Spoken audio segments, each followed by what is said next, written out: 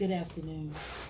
I'm Dr. Linda Bright. Just I'm honored to be able to talk to you a little bit about crisis intervention, a little bit about my history and what I do and what I've done. One of the things that I got into this work with epilepsy because my brother in senior in high school had a brain tumor and experienced a seizure. So, of course, through the years, all I could think about is what can I do to bring back to the community or help out in the community to bring awareness to epilepsy. So, what I did is, of course, went to school and did all those things.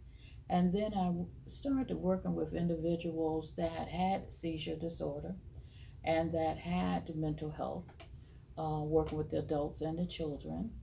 And the other thing is that I enjoy so much in the community doing different things. And through the years, I worked for governor, for the last three governors, I believe, on different committees and worked with President Obama when his last term in the White House. And I think, Vinny, you had a question you wanted to ask me?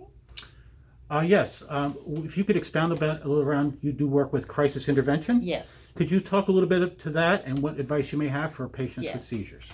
Well, some of the things that with crisis intervention we do is we reach out and we will find individuals and find companies that go into their homes and give them support that they need. Some of the things that I do working in mental health or mental illness, we have what they call mental health skill workers, skill building, and these are workers that are credentialed and they go into their homes. We do virtual calls like Zooming with the children, but we do actual person to person calls. And we go into their homes and make sure that they have medication that they're supposed to have, take them to their doctor's appointments.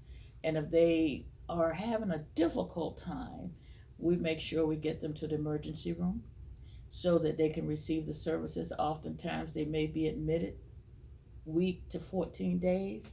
And if they really are in a severe crisis, we will get them to a place where they might stay 3 months.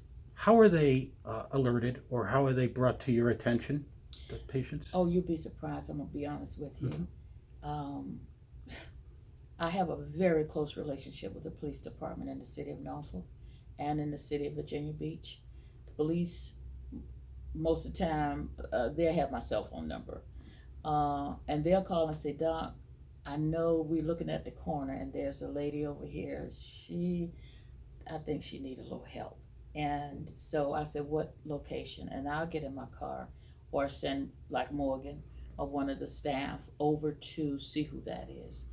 A lot of times it may not be mine, but sometimes it is. And so we'll do an assessment on the spot, right then and there with their consent and their permission.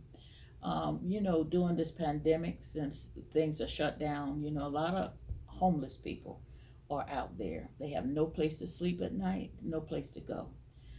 We work hard. Morgan developed a housing list. I have another senior staff here, Miss Kiki, and we do what we got to do to get individuals off of the street, to get them into a safe place.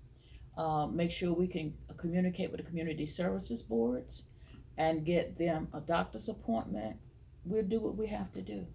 So in our cities, in the last, I guess since March, since this pandemic came on board, we communicate with family members. We try to reach out and get the client's consent to talk to the family members so we can get a history, so we can understand better what it is. If they're in a seizure situation, you know that if you don't take your medication, the seizures are going to increase. And so now Centera Norfolk General has built a new building over by King's Daughters. They have a new building. They have lots of services in there. So we try to keep a list of who is providing what, where, and we try to get contact. And we have been so fortunate to have a good relationship with Centera, with Bon Secours, and with Maryview, and over on the not Eastern Shore, over on Hampton Newport News. So it has been awesome.